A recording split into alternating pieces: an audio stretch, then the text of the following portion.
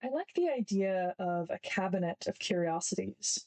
I have this bookshelf where I collect all the sparkly bits of experience that matter to me. You've got medieval literature, sci fi, theology, art history, a bunch of trinkets. I like to arrange them in specific, almost symbolic ways, I guess. Almost an abstract art piece of shapes and colors. A mini pieta creates a little white triangle against the blood red backdrop of an old adoration booklet. Little knights and gladiators stand before the books they might appear in. A salt lamp that brightened my office in Wyoming winters now casts its gentle orange glow on an old carved cross from my grandmother, and a book of old fairy tales, and a tiny copy of A Midsummer Night's Dream a friend gave me as a joke. I see this shelf as an aggregate of gifts. These are glimmers of beauty I've been so fortunate to encounter, fragments of the world I've been given. I like to think that everyone has their own little internal bookshelf of experiences. The lists of things we love, maybe the stories that have helped us through difficult times, or just things we think are cool without interpretation or analysis, things that simply evoke an immediate sense of gladness at existence. A poetic harmony might coalesce, not a narrative exactly, but a sense of meaning between all these disparate things. I found myself thinking of this bookshelf analogy as I designed the syllabi for English 203 and 392, because picking out what goes on that syllabus, what we're going to discuss over the course of the term, does kind of feel like figuring out what things you want on your bookshelf and what order you want to arrange them in. Like, it feels like you're creating a work of art that exists in time, a poem that unfolds over the course of 16 weeks. There are other layers to this idea of art in time.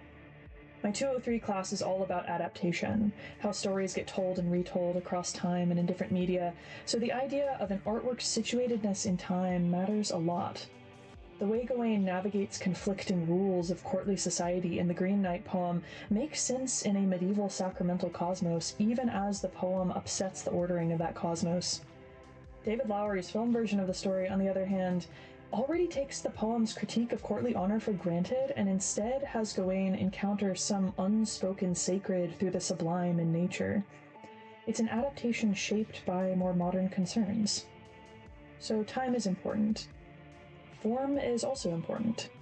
The Sword in the Stone feels super different to read about, representing Arthur's fated kingship, than it does to withdraw it from the pedestal yourself in Ocarina of Time to inaugurate Link's quest and destined failure, because it's drawing out the sword that allows the evil king access to the forbidden power it sealed. In the film Excalibur, the sword glows green and embodies a cosmic pattern, a natural cycle of beauty that blossoms and fades, whereas when you're the one who presses the A button and takes the sword yourself, then you're exploring the strange relationship between freedom and fate. It's the same symbol, but a completely different story. So, time and form, but also location and history. Location is super important. In the 392 course on religion, literature, and culture, we're also talking about narratives being told and retold throughout time.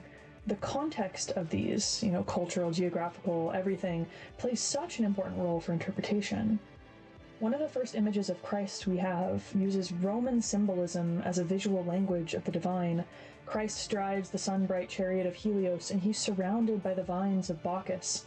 As a figure so associated with both light and wine, glory and blood, neither Apollonian nor Dionysian, but some weird mix of the two or something entirely new, it makes sense that the early Christians are scrambling at the visual language available to them to be like, how in the world are we going to depict this figure? Or consider an entirely different context. The Eisenheim altarpiece has a Jesus emaciated, covered in sores, sickly greenish skin against a black backdrop. His hands contort in Gothic agony. It's easy to look at this and say, my goodness, how is that beautiful? A brutal, ugly exaltation of misery. But this is where location matters. The altarpiece was originally made for a monastic community known for its care of the sick, and specifically for people with skin diseases. When you know that, suddenly the sores on his body tell a different story, that Christ suffers with you. Did this story make the patient's sufferings more bearable? I don't know, but it's a lovely idea. And I think you see this sort of thing, this remediation in different contexts, all across art history, both with sacred and secular subject matter. Remediation, all these stories, all these retellings in different times, and yet here we are gathering them together in a cabinet of curiosities, not to pin them in place as if we could do that, but to discuss them, roll them over in our minds, let them pass by us and see what sticks. See what fragments of beauty we might put on our own shelves. It's a really weird thing we're doing when we design a course. It feels like an affront to the sheer overabundant complexity of reality.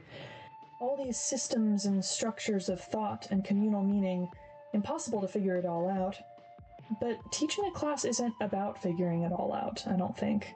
There's freedom in offering a handful of sparkly trinkets to a friend and simply saying, "Look at these cool things I found, aren't they wonderful?"